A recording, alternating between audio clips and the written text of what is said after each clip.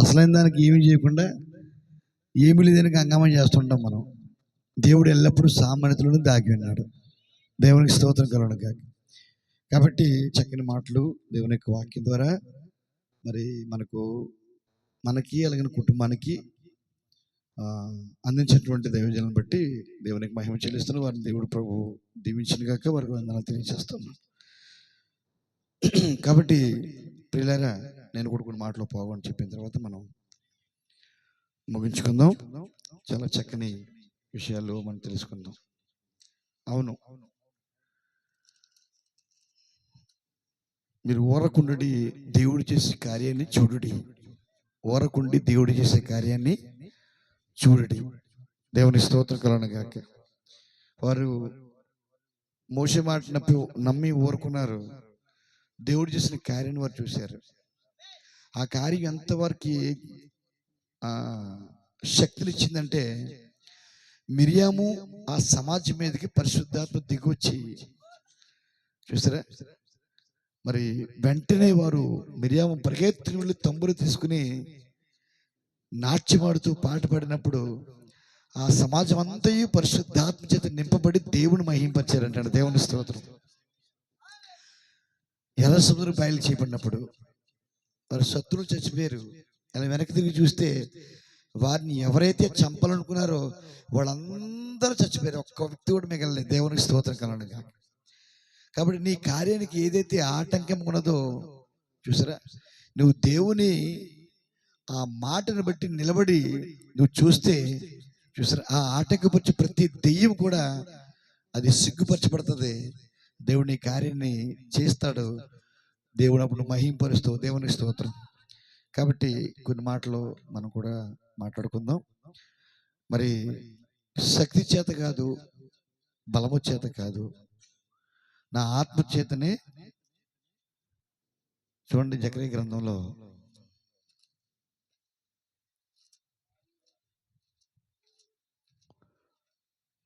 4:7 6 వచనం. అప్పుడు అతడు నాతో ఇట్లనెను, జెరుబ్బాబెలునకు ప్రత్యక్షమగు యెహోవా వాక్కిదే, శక్తి చేతనైనను బలము చేతనైనను కాక నా ఆత్మ చేతనే ఇది జరుగునని సైన్యములకు అధిపతికి యెహోవా సెలవిచ్చెను. గొప్ప పర్వతమా, జెరుబ్బాబెలును అడ్డగించుటకు నీవు ఏమాత్రపు దానవు? నీవు చదును భూమి ఒగుదువు. కృప కలుగునుగాక, కృప కలుగునుగాక అని జనులు కేకలు వేయగా అతడు పైరాయి తీసుకుని పెట్టించెను. దేవునికి స్తోత్రం కలుగును గాక. కాబట్టి ప్రియులారా, దేవుని మందిరము కట్టబడేది అది మనుషులకి శక్తి చేత కాదు, బలము చేత కాదు. దేవుని స్తోత్రం.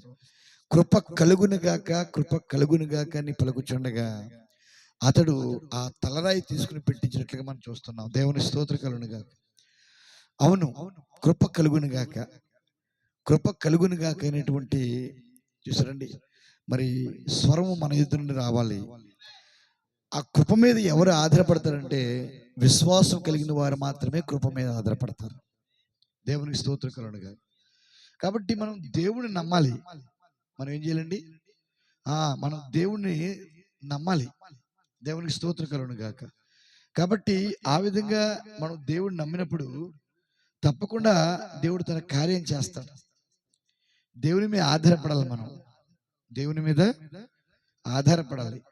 దేవుని మీద ఆధారపడినప్పుడు దేవుడు తప్పకుండా తన కార్యం చేస్తాడు. ప్రవక్త చెప్తారంటే, మనం దేవుడిని ఎరుగుటకు ఒక గల ఏకైక మార్గం ఏదనగా పరిశుద్ధాత్మిక నడిపింపును వెంబడించుటయే. దేవునికి స్తోత్రం కలుగును గాక. పరిశుద్ధాత్మిక నడిపింపును మనం వెంబడించాలి. ఒక వ్యక్తి పరిశుద్ధాత్మిక నడిపింపును ఎప్పుడు వెంబడిస్తాడంటే, ముందు దేవుడిని నమ్మాలి. దేవుని యొక్క కట్టడలు, దేవుని యొక్క విధులు నెరవేర్చాలి. ఒక వ్యక్తి దేవుని యొక్క కట్టడలు, దేవుని యొక్క విధులు నెరవేర్చాలంటే ముందు అతను విశ్వాస అయి ఉండాలి. దేవుడిని నమ్మాలి. దేవునికి స్తోత్రం కలుగును గాక. కాబట్టి నన్ను ప్రేమించేవాడు నా ఆజ్ఞను గైకొనును అని దేవునికి లేఖనం సెలవిస్తుంది. అంటే సత్యానందం ముందు అతను దేవునికి మార్గంలో పరిపూర్ణంగా నడవగలగాలి. ఆ నడిచే విశ్వాసాన్ని కలిగి ఉండాలి.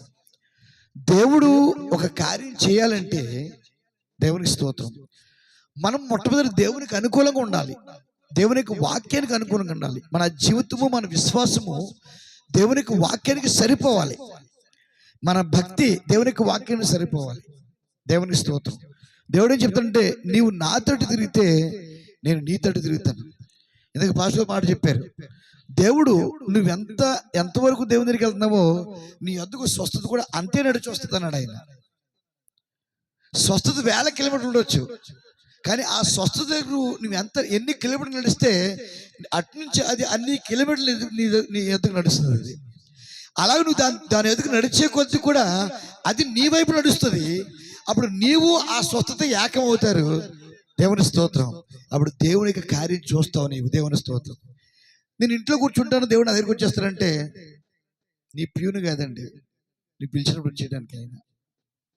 దేవుడు ప్యూన్ అన్న మనకి చాలామంది యేసుప్రభుని ప్యూన్ కింద భావిస్తారటండి. ప్రభా ఇది చేసేయి, ప్రభా అది చేసేయి, ప్రభా ఇది చేసేయి, ప్రభా అది చేసేయి. మన ప్యూన్ అంటే ఆయన కాదు. ఆయన చేయడానికి ఒక మార్గం ఉంది. ఆయన చేయడానికి ఏముందండి? ఒక మార్గం ఉంది, ఒక పద్ధతి ఉంది, ఒక ప్రిన్సిపల్ ఉంది. దానిని మొట్టమొదట మనం అంగీకరించాలి, విశ్వాసంతో నమ్మాలి, ఆ మార్గంలో నిలబడాలి, ఆ మార్గంలో నడవాలి. నువ్వు ఎంత నడుస్తావో ఆ మార్గంలో దేవుని వైపు దేవుడు కూడా అట్నుండి నీవు దేవుని కోరుకున్న కార్యాన్ని నెరవేర్చడానికి ఆయన కూడా అంతే నడుస్తాడు. దేవుని స్తోత్రం కలుగును. నువ్వెంత ఫాస్ట్గా విశ్వాసంతో నడిస్తే అంతే ఫాస్ట్గా ఆయన నడుస్తాడు. దేవుని స్తోత్రం. లోకంలో సామెత ఉంటుంది, సామెతగా జరిగి వాస్తవమే. నువ్వు ఎంత గట్టిగా ఆ గోడకేసి బంతి కొడతావో అంతే ఫాస్ట్గా మనం తిరిగేదానికి వస్తుంది. దేవుని స్తోత్రం కలుగును. కాబట్టి ఒకటి మాత్రం గుర్తుంచుకోవాలి, చూసారా, ఒకటి మాత్రం గుర్తుంచుకోవాలి, చూసారా, మనం తప్పకుండా దేవుని యొక్క విధానాన్ని, దేవుని యొక్క మార్గాన్ని వెంబడించాలి. పరిశుద్ధాత్మక నడిపింపును మనము వెంబడించాలి. అది మాత్రమే క్రైస్తవునికి, దేవుని కుమారుడికి యుక్తమైనది అన్నాడు ఆయన. దేవునికి మహిమ కలుగును గాక. చూసారా, కాబట్టి అదే పాతకాలపు విధానమగును. ఏంటండి, దేవుడు ఎన్నడూ తన విధానం మార్చుకోడు. ఒక విధానాన్ని ఒక సమయంలో ప్రారంభించినప్పుడు కాలమంతటి కూడా అదే విధానాన్ని ఆయన చేస్తాడు. ఎందుకంటే దేవుని యొక్క మొదటి తలంపే పరిపూర్ణమైనది. దేవుని యొక్క మొదటి తలంపే పరిపూర్ణమైనది. మనం ఒక పనిని ప్రారంభించిన తర్వాత అది చాలా మలుపులు తిరుగుతుంటది. ఎందుకంటే అది మనకు తెలియదు. ఆ సమయాన్ని బట్టి అది మారుతూ ఉంటది. మనం అంత జ్ఞానం కాదు. కానీ దేవుడు ఒక దానికోసం ఒక తలంపులు కలిగి ఉంటే అది ప్రారంభించక మునిపే దాన్ని ముగింపుని ఎరిగి ఉన్నాడు ఆయన. ఎందుకంటే ప్రారంభించేవాడు ఆయనే, ముగించేవాడు కూడా ఆయనే. మధ్యలో ఎన్ని వస్తాయో ఆయనకే తెలుసు. దాన్ని అంతా ముందుగా ఆలోచించే ఆయన తన తలంపును ప్రారంభిస్తాడు.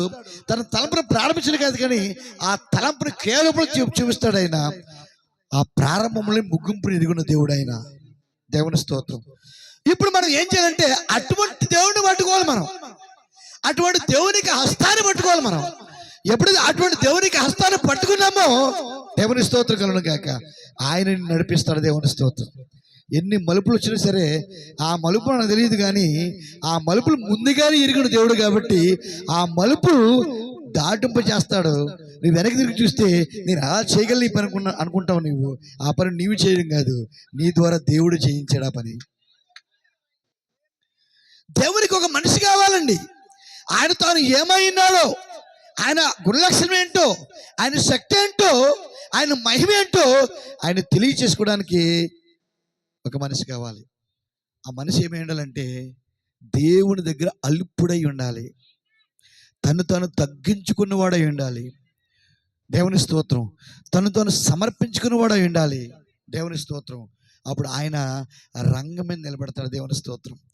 బైబిల్ మనం చూసినట్లయితే దేవుడు ఎటువంటి కార్యాలు చేసినా, ఎంత గొప్ప కార్యాలు చేసినా, నమ్మలేని నిజాలు ఎన్ని చేసినా దేవుని స్తోత్రం ఆయన అల్పుల ద్వారా మాత్రమే చేశాడు తప్ప గనుల ద్వారా దేవుడు ఏ ఒక్క కార్యాన్ని దేవుడు చేయలేదు.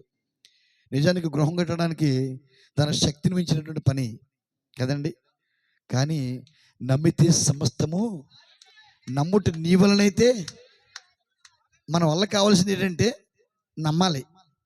నువ్వు నమ్మగలిగితే, నమ్ముట నీ వలనైతే, చూసారా, నమ్మిన వానికి అంటే నీకే సమస్తము సాధ్యము. మీకు తెలుసా, దేవునికి సాధ్యమే.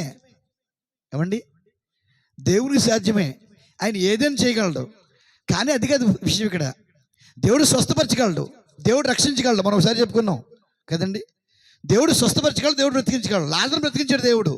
కానీ ఇప్పుడు దేవుడు స్వస్థపరుస్తాడు అనేది అంశం కాదండి. ఇక్కడ దేవుడు బ్రతికిస్తాడు అనేది అంశం కాదండి. అది వర్తమానం కాదు. ఇప్పుడు దేవుని స్తోత్రం అంటే దేవుడే చేస్తాడు సమస్తం. కానీ చూసారా, అయితే బ్లైర్ సహోదరుడు తన కుమారుడు చచ్చిపోయినప్పుడు, ట్రాక్టర్ తినప్పుడు చచ్చిపోయినప్పుడు, దేవునికి స్తోత్రం కలుగును గాక, ఆ కుమారుడిని అతనే ప్రార్థన చేసి బ్రతికించుకున్నాడు. ఆయన ప్రవక్త చెప్పాడు, బ్లేర్ సహోదరుడు తన కుమారుణ్ణి బ్రతికించుకున్నాడని చెప్పాడు. ఆయన దేవుడు బ్రతికించడం కాదండి, తండ్రి తన కుమారుడిని ప్రార్థన ద్వారా బ్రతికించుకున్నాడు. దేవుని స్తోత్రం కలుగును గాక. అందుకే ప్రవక్త చెప్పారు, బైబిల్ అని చెప్పి దేశం చెప్పాడంటే, నీవు వారి మీద చేతులు ఇచ్చినప్పుడు వారు స్వస్థపరచబడతారు. దేవుడు చేతులు ఇచ్చిన కాదండి, నీవు చేతులు ఇచ్చినప్పుడు. దేవునికి మహిమ. అదే వర్తమానం అంటే స్వస్థపరిచే దేవుడే. దేవుడు నీ ద్వారా కార్యం చేస్తాడు. కాబట్టి ఆ సహోదరుడు తన కుమారుని బ్రతికించుకున్నాడు. లాజరును యేసుక్రీస్తు బ్రతికించాడు. అది అప్పుడు వర్తమానం. ఇప్పుడు వర్తమానం అంటే నీవే, నీ ద్వారానే, నా ద్వారానే దేవుడు అద్భుతమైన కార్యాలు చేస్తాడు. ఆ సాక్ష్యాన్ని మనకివ్వడానికి సిద్ధంగా ఆయన. ఏంటండి, మనకివ్వడానికి సిద్ధంగా ఆయన. ప్రవక్త అన్నారు, ఆ ఆపత్కాలంలో అతను తన కుమారుడు గారు ప్రార్థించినప్పుడు అతను బ్రతకడానికి కాన్ఫిడెంట్ అంటే, ఆపత్కాలము రాకమునిపే అతడు దేవుని పట్ల యథార్థంగా ఉన్నాడు అన్నాడు ఆయన. ముందు నీకు అటువంటి దేవునితో సహవాసం లేకుండా, అటువంటి ప్రార్థన జీవితం లేకుండా, చూసారండి, ఆపత్కాలంలో నువ్వు కంగారు పడితే దేవుడు ఏది చేయడండి ఆయన. అందుకే హిజ్కియా అన్నాడు, గోడతో తిరిగి, ప్రభువా నీ సన్నిధిలో నేను ఏ విధంగా జీవించానో కృపతో దయతో జ్ఞాపకం చేసుకోమన్నాడు ఆయన. దేవుడు జ్ఞాపకం చేసుకున్నాడు. దేవుని స్తోత్రం. మళ్ళీ యెషయాను పంపించాడు, వెళ్ళు బ్రతుకుతాడని చెప్పన్నాడు. దేవునికి మహిమ. అంటే ఆపత్కాలంలో దేవుని దగ్గర మొరపెట్టినప్పుడు ఆ ప్రార్థన దేవుడు ఆలకించాలంటే దానికి ఒక నేపథ్యం ఉండాలన్నాడు ఆయన. అంటే ఆ ఆపత్కాలంలో దేవుడు రంగం మీద నిలబడాలి అంటే ఇంత క్రితమే నువ్వు దేవునితో ఉండాలి. నీ సహవాసం దేవునితో ఉండాలి. నీ జీవితం దేవునితో ఉండాలి. నీ ప్రయాణం దేవునితో ఉండాలి. నువ్వు దేవుని విడిచిపెట్టిన తర్వాత అప్పుడు మరి ఆపత్కాలంలో ఎమర్జెన్సీ వచ్చినప్పుడు దేవుడు ఎలా రంగం మీద నిలబడతాడు? దేవునికి స్తోత్రం. అందుకని దేవుని కట్టడలు, దేవునికి విధులు మనం తప్పకుండా అనుసరించాలని చెప్పి దేవునికి లేఖను సెలవిస్తుంది. అదే దేవునికి ప్రణాళిక కూడా. ఆ పాత విధానమే దేవునికి ప్రణాళిక. ఏంటండి, ఆ పాత విధానమే, ఆ దేవుని వెంబడించే పాత విధానము, అది మాత్రమే దేవునికి ప్రణాళిక అయినది. చూసా, అది ఎల్లప్పుడూ దేవుని ప్రణాళికను ఉండెను. అది ఇప్పుడు దేవుని ప్రణాళికను ఉన్నది. శక్తి చేతనను బలము చేతను కాదు, కానీ ఆయన ఆత్మచేతే సమస్తం జరుగును. దేవునికి మహిమ కలుగును గాక. కాబట్టి ఈరోజు మనం అదే చేయవలసిన వారమై ఉన్నాం. ఈరోజు మనం అదే కలిగి ఉండవలసిన వారమై ఉన్నాం. దేవుని స్తోత్రం కలుగును గాక. కాబట్టి ప్రియులారా, మరి తప్పకుండా దేవుని మీద ఆధారపడమని, చూసారా, మీకు దేవుని సేవకుడిగా సలహా ఇస్తూ ఉన్నాం. ఆయన ఏదైనా చేయగలడు. ఆయన నువ్వు ప్రారంభించావు కాబట్టి, చూసారండి, నీ ప్రారంభం ఇప్పుడు దేవుడు అయినాడు. నువ్వు దేవుడితోనే ప్రారంభిస్తున్నావు, ప్రార్థన ద్వారా ప్రారంభిస్తున్నావు. కాబట్టి దేవుడి సేవకుడు చెప్పినట్లుగా అన్యాచారం తేవద్దు. పూర్తిగా గృహానికి దేవుడే బాధ్యత వహించి ఇంజనీర్గా, నిర్మాణకుడిగా, సంపూర్తి చేయబడిగా ఉండాలంటే మనం ప్రతి విషయంలో పరిశుద్ధాత్మను సంతోషపరచాలి. ఏం చేయాలండి? పరిశుద్ధాత్మను సంతోషపరచాలి. కాబట్టి దేవుడు తప్పకుండా మరి పరిశుద్ధుల యొక్క పాదములు ఈ స్థలంలో నిలబడ్డాయి. దేవుని స్తోత్రం. ఇక్కడ పరిశుద్ధులు అంటే పరిశుద్ధులైన దేవుడు మనలో ఉండటాన్ని బట్టి దేవుడికి నిలబడ్డాడు. దేవుని స్తోత్రం. ఇప్పుడు దేవుడు ఎలా ఉన్నాడంటే మన రూపంలో ఉన్నాడు. ఆయన మనమే దేవుడై ఉన్నాం. దేవుడు మన రూపంలో ఉన్నాడు. ఆయన ఆత్మస్వరూపిగా మనలో ఉన్నాడు.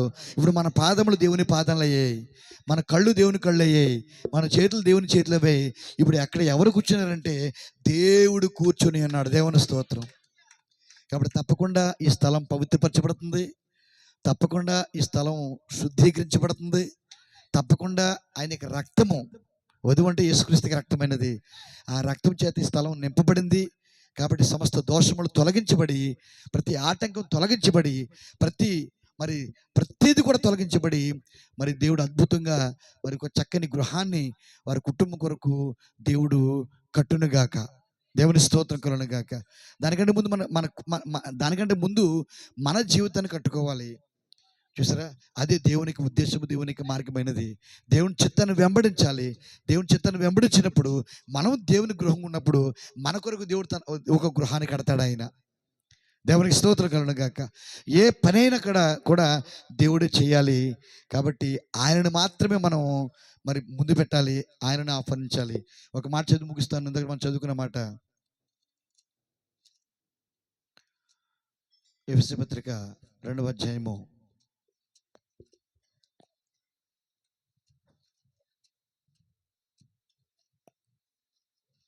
20వ వచనం. క్రీస్తు యేసే ముఖ్యమైన మూలరాయి ఉండగా అపొస్తలులను ప్రవక్తలు వేసిన పునాది మీద మీరు కట్టబడి ఉన్నారు. క్రీస్తు యేసే ముఖ్యమైన మూలరాయి ఉండగా అపొస్తలులను ప్రవక్తలను వేసిన పునాది మీద మీరు కట్టబడి ఉన్నారు. దేవునికి స్తోత్రం కలుగును గాక. అపొస్తలులను ప్రవక్తల మీద వేసిన పునాది మీద మీరు, కాబట్టి ఆ క్రీస్తు యేసే ముఖ్యమైన మూలరాయి అయి ఉన్నాడు. ముఖ్యమైన మూలరాయి అయి ఉన్నాడు. దేవునికి స్తోత్రం కలుగును గాక. కాబట్టి ఇంకొక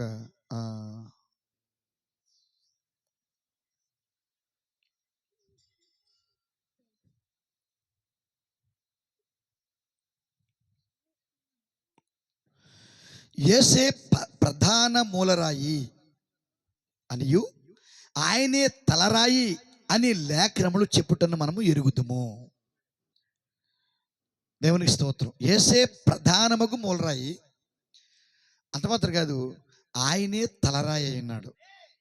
అంటే ప్రారంభం ఆయనే, ముగింపు కూడా ఆయనే అని మనం ఎరుగుదుము. ఇప్పుడు మనము కొద్ది నిమిషములు ఆలోచించిన 7వ సంఘకాలపు దూత పిల్లల విశ్వాసమును తండ్రుల వైపు త్రిప్పును. మరొక విధముగా చెప్పాలంటే ఆత్మీక శక్తి క్రింద సంఘమును మరలా కట్టును. ఏమంటాడండి? మరలా, ఎగైన్, మరలా కట్టును. మరలా ఎలా కడతాడు ఆయన? ఆత్మీక శక్తి క్రింద. ఆత్మీక ఏలేది వరకు సంఘాన్ని కట్టాడు. దేవుని స్తోత్రం. కానీ 63లో తలరాయిగా వచ్చిన క్రీస్తు సంఘానికి మూలరాయి, మరలా సంఘాన్ని కడుతున్నాడు. దేవుని స్తోత్రం కలుగును గాక. నా మాట మీకు అర్థమైందండి? ఎంతమంది ఆమె చెప్తారు? మరలా దేవునికి స్తోత్రం కలుగును గాక. అంటే సంఘం తప్పకుండా మరలా కట్టబడుతుంది. దేవునికి మహిమ కలుగును గాక. శక్తి చేతనేను బలము చేతనేను కాక నా ఆత్మ చేతనే అని ప్రభు సెలవిచ్చాను. చూసారండి. కాబట్టి శాఖ చేతనను సంస్థ చేతనను కాక పరిశుద్ధాత్మ చేతనే దేవుడు తన సంఘమును చివరి దినములలో తీసుకుని వచ్చును. కాబట్టి ప్రియులారా, సంఘానికి తలరాయిగా వచ్చిన వాడే మూలరాయి సంఘాన్ని మరలా కడుతున్నాడు. సంఘాన్ని కట్టి ఆయనే మరలా తలరాయి అవుతున్నాడు. కాబట్టి మరి ఈ స్థలంలో మూలరాయి వేసినప్పుడు ఆ తలరాయిగా ఉన్నటువంటి క్రీస్తే మూలరాయిగా వేయబడినప్పుడు ఆ మూలరాయే మరలా తలరాయిగా పెట్టబడి ఈ గృహాన్ని సంపూర్తి చేస్తాడు. కాబట్టి ఆ సంపూర్తి చేయవాడు ఆ క్రీస్తు యేసు అనే మూలరాయే తలరాయి ఉన్నాడు. కాబట్టి అపోస్తులు ప్రవక్తలు వేసిన పునాదులు కట్టబడి ఉన్నారు. ప్రతి కట్టడమును ఆయనలో చక్కగా అమర్చబడి ప్రభునందు పరిశుద్ధమైన దేవాలయం గుట్టుకు వృద్ధి పొందుచున్నది. ఆయనలో మీరు కూడా ఆత్మ మూలముగా దేవునికి నివాస స్థలమైనటకు కట్టబడుచున్నారు. దేవుడు ఈ మాటలు సమృద్ధిగా దీవించునుగాక. అందులో చిన్నపడదాం, పాట పాడుకుందాం. దేవునికి మహిమ కలుగునుగాక. ఒక పాట పాడుకుందాం. పాట పాడుకుని